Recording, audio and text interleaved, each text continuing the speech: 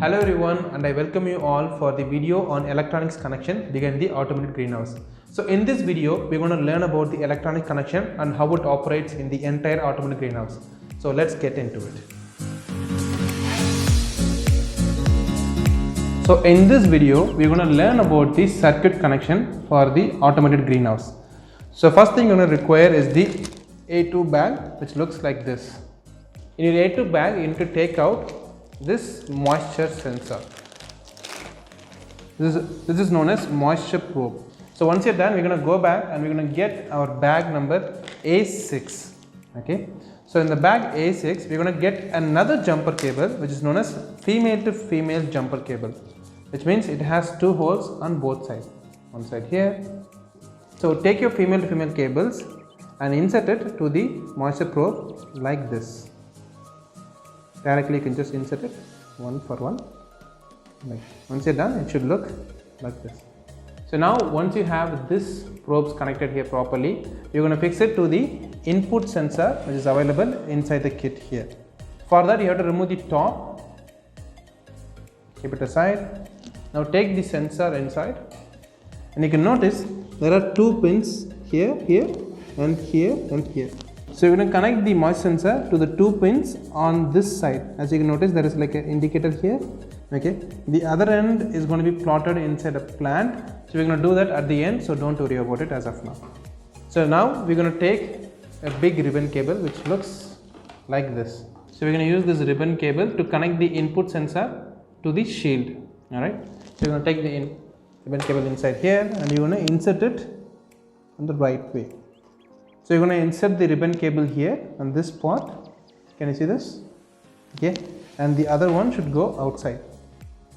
So make sure you use the bigger ribbon cable. All right. So now take the top plate and fix it here. Now take the ribbon cable other side and take it out from this one. Okay. There's a small hole which is available and placed.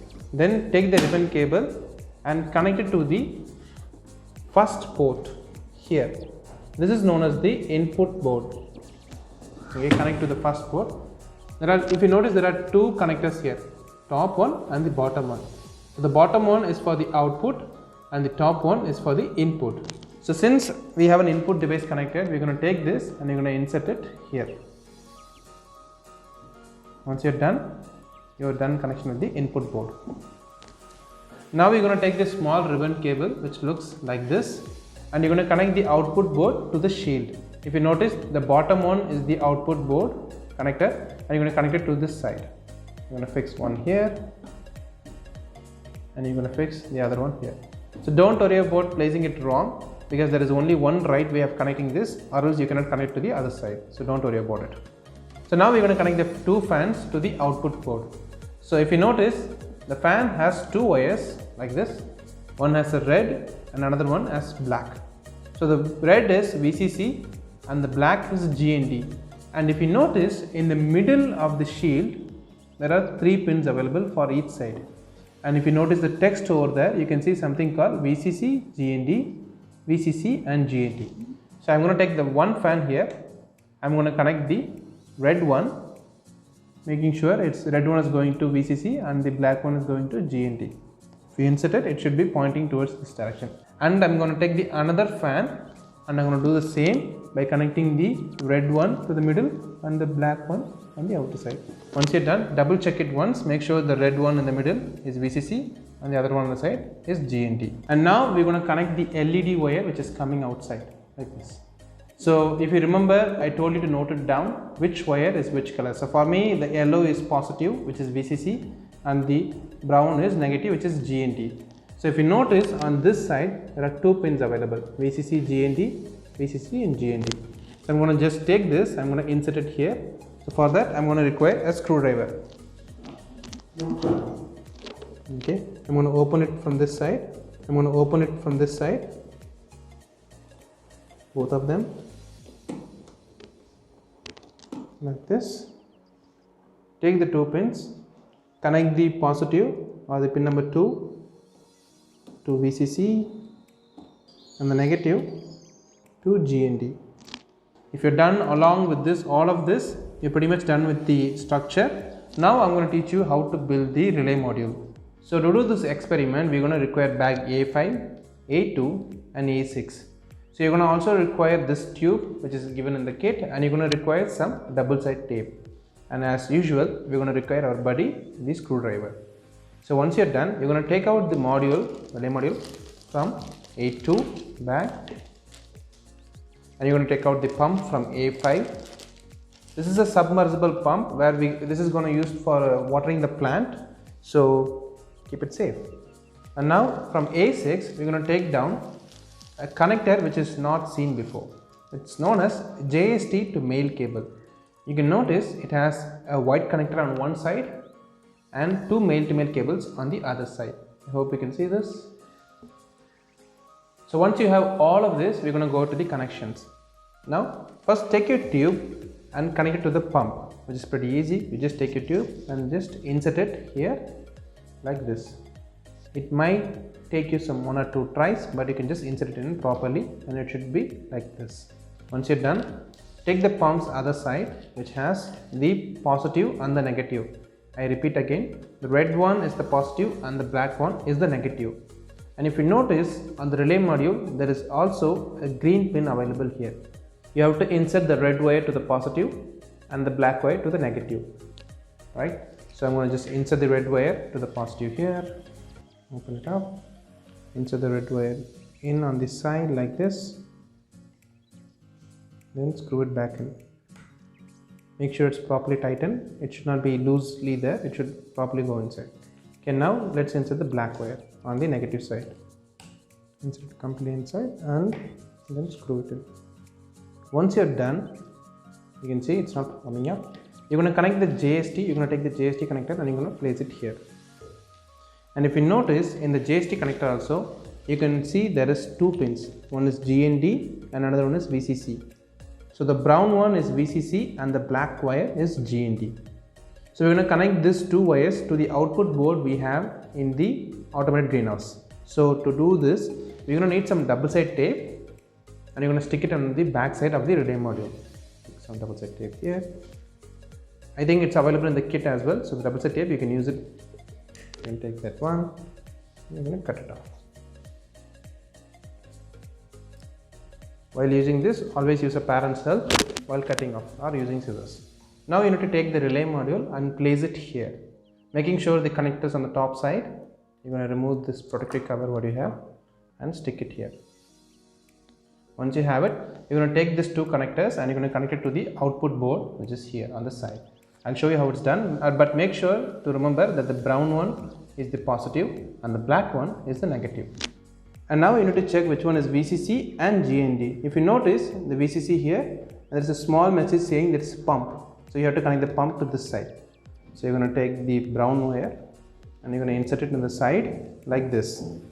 Place it in and then screw it in properly. Once you're done, you're going to take the other one, the black wire, and you're going to insert it on this side again, which is going to the GND.